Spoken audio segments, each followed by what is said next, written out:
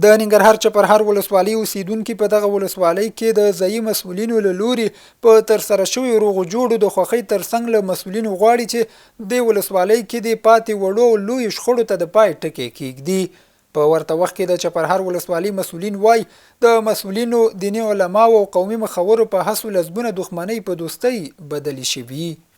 ننګرهاریان د اسلامي امارت د اقتصادي مرستیال وروستۍ پریکړه ستایي چې له مخې یې سوداګر باید پاکستان سره د سوداګریزو راکړو ورکړو پر ځای نورې سوداګریزې لارې غوره ولټوي.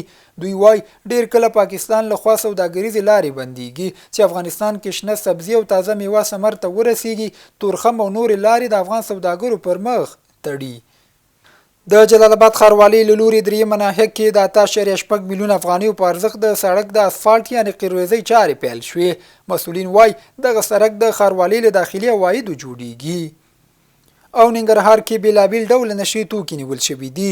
د ننګرهار امنیه قومندانۍ د نشي توکو پر وړاندې د مبارزې مدیریت له لوري د دې ولایت په مربوطاتو کې د تیرو 2 اونیو په ترڅ کې 140 تنو سره بېلابېل ډوله نشي توکي نیول شوي دي. ننګرهار کې 655 میندو ته کمپلي ویشل شوې. د ننګرهار عامې روغتیا ریاست تر چتر لاندې مومندرې ولسوالۍ کې د UNFPA په مالی او د MOVE موسسې په تخنیکي همکارۍ 655 ماشوم لرونکو میندو ته کمپلي او ترپالونه وویشل شول.